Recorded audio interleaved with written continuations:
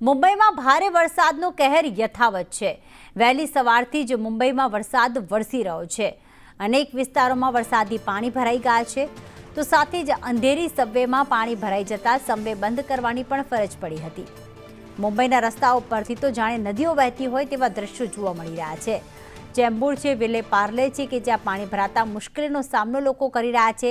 મુંબઈ દરિયાકાંઠે આવેલું હોવાથી દરિયાકાંઠામાં ઊંચા મોજા ઉછળીને રસ્તા ઉપર આવી રહ્યા છે। ભારે વરસાદના કારણે આજે પણ શાળા કોલેજો બંધ રાખવામાં આવી છે।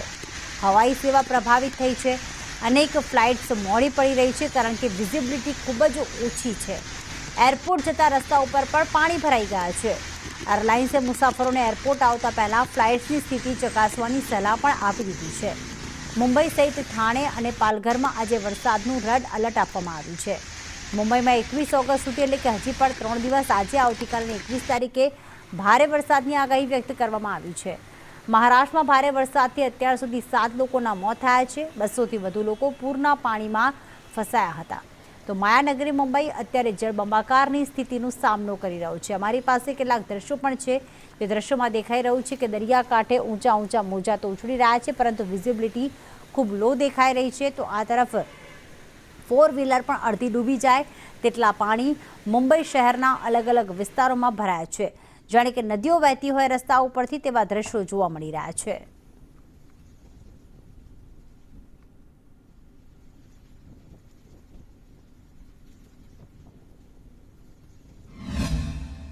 बरसात तो हर साल होती है, हमेशा ऐसी ही होती है, कभी ज्यादा कभी कम। लेकिन मुंबई की सड़कें है ना ऐसी ही तरंगती रहती है, ऐसी ही बाढ़ आती रहती है। और क्या है मालूम है, जितना जो आम नागरिक है जैसे आप है मैं हूँ, तो वो ऐसे ही मतलब ये जो परेशानी उठाते रहते हैं बार बार।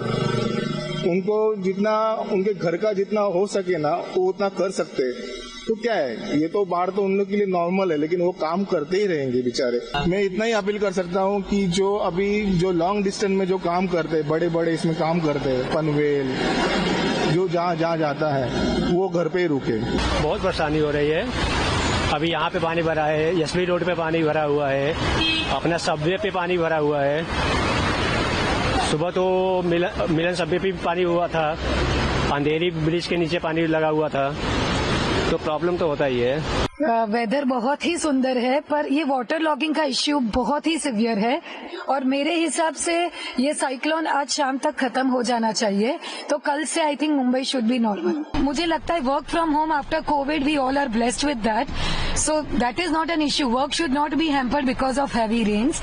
और सरकार को तो बस यही सेम चीज, वाटर लॉगिंग का इश्यू प्लीज जरा थोड़ा एड्रेस करने में आए तो ज्यादा अच्छा है। ये वाटर लॉगिंग तो ठीक है, पर पानी निकलने के बाद जो रोड्स की हालत होती है वो बहुत ही ज्यादा खराब होती है। That has to be addressed. Linking road पे पिछले 23 साल से हम लोग पास हो रहे हैं, सेम टू सेम पैच। हर मानसून पे वाटर लॉगिंग होता है, हर मानसून के बाद पॉटहोल्स होता है, तो इसका क्या फायदा। ऐसा कोई सोल्यूशन होना चाहिए जिसके हिसाब से ये वाटर लॉगिंग ही ना हो। તો સતત બીજા દિવસે ધોધમાર વરસાદથી ક્યાંક મુસાફરો પરેશાન થઈ રહ્યા છે, રાહદારીઓ પરેશાન થઈ રહ્યા છે। અહીંયા આપ જોશો તો વિરાર વિસ્તાર છે, નવી મુંબઈ છે, વિલે પાર્લે છે, અંધેરી વિસ્તાર છે, દરેક વિસ્તારની એ જ સ્થિતિ છે। મુલુંડ વિસ્તાર હોય કે જ્યાં તો રેલવે સ્ટેશન ઉપર જ્યાં લોકલ ટ્રેન આવી રહી છે ત્યાં પણ પાણી ભરાયેલા છે। ગાંધી માર્કેટ પણ ક્યાંક અડધા ડૂબી ગયું હોય તેવું જોવા મળી રહ્યું છે। ચૂનાભટ્ટી વિસ્તાર, ચેમ્બુર વિસ્તાર, મુંબઈવાસીઓએ એ જ કહ્યું કે હેરાનગતિ તો થઈ જ રહી છે। 23 વર્ષથી તેઓ જે રોડ ઉપરથી પસાર થાય છે તે દર વર્ષે ત્યાં પાણી ભરાવાની સમસ્યા, દર વર્ષે પાણી ઓસરી જાય ત્યારબાદ રોડ રસ્તાની ખરાબ હાલત, એટલે કે વર્ષોથી આ પ્રકારે મુંબઈની હાલત થતી હોય છે જ્યારે વરસાદ વરસતો હોય છે। અને ખાસ દરિયા કિનારાનો વિસ્તાર હોવાથી નવી મુંબઈ ત્યાં વરસાદ પણ વધુ રહેતો હોય છે।